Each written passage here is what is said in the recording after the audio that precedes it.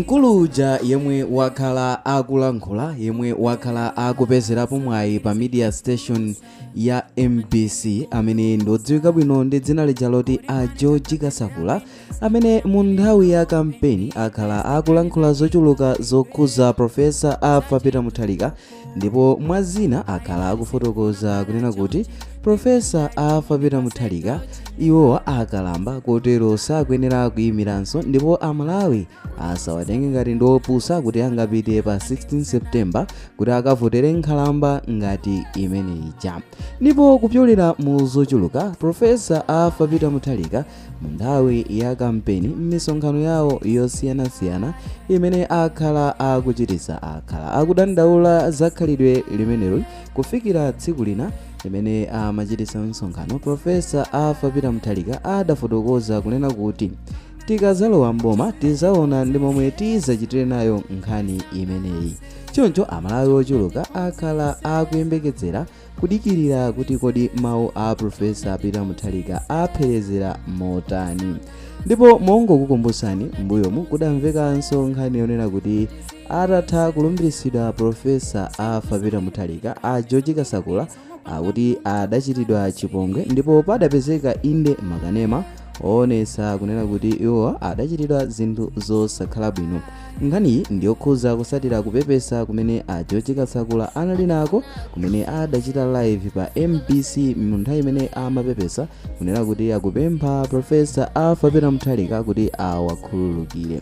Koma malingana ndi ma videos amene adapezeka komanso kulankhula kwa azinzawo ena ogwira nawo ntchito, adafotokoza kunena kuti a George Kasakula adapepesa osati mwakufuna kwawo koma kuti chifukwa choti adachita kukakamizidwa ndi anthu ena, anthu amene ena amaganiza kuti adachita kutumizidwa ndi atsogoleri a chipani cha Democratic Progressive Party. Koma monga tonse tikudziwa kuti a George Kasakula mu nthawi imene adali kulankhula zosakhala bwino zokhuza Profesa Arthur Peter Mutharika mu nthawi nkuti administration yomwe idalipo idali ya chipani chija cha Malawi Congress Party.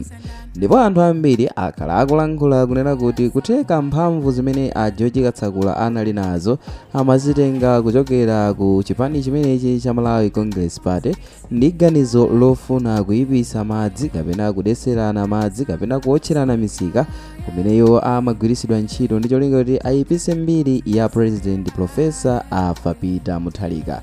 Ndipo anthu ambiri akhala akuganizira kuti akulu amenewa adya zambiri za MCP ndi cholinga kuti atumikire MCP mu pogwiritsa ntchito station imene ndi yaboma ndi cholinga kuti ayipise mbiri ya munthu wina kamba kuti anali yemwe amaopsa pa zisankho zija za pa 16 September. Ndeno padakali pano momwe tikukambapa ndi kuti administration imene ija idapita padakali pano ni mbiri yakale, silukambanso za Malawi Congress Party kamba kunena kuti mphamvu zimene anali nazo padakali pano zinakhwefulidwa, adawaphwesa matama onse adawathera.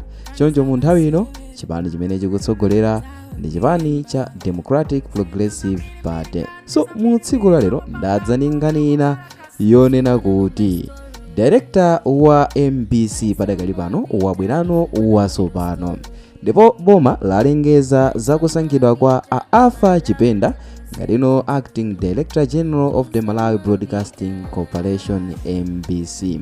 Izi zachitika mwadzidzidzi, ndipo afotokoza kuti izi zachitika kamba kunena kuti a George Kasakula padakali pano apasidwa suspend kumeneku ku MBC.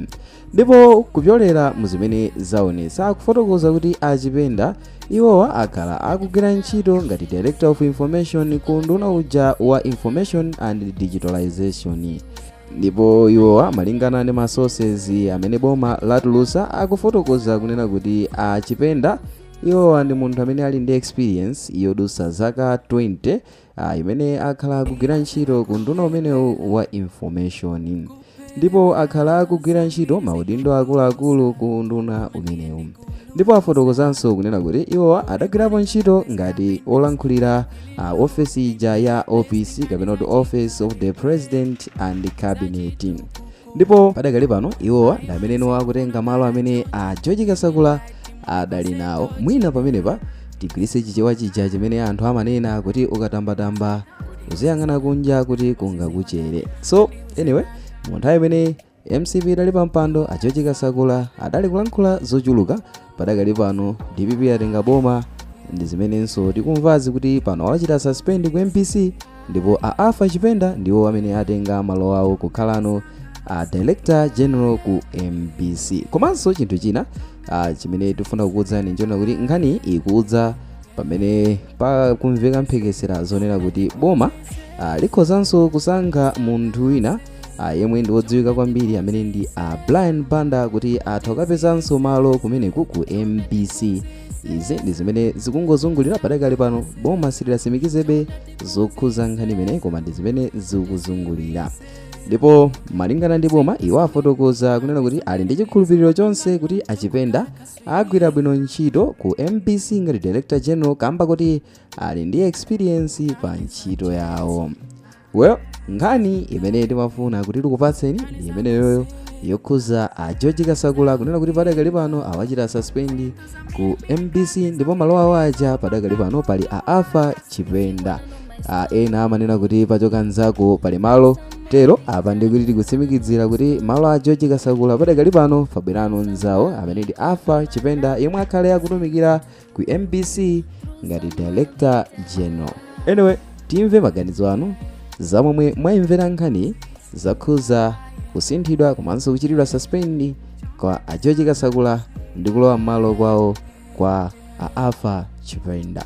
Mu video imeneyi munali ndine Mike Thompson. Ndipo ngati mwayikonda muchite like komanso subscribe kuti tithenso kupasirani ena mwa videos amene tikukonzerani pano pa Sam Mavita YouTube channel.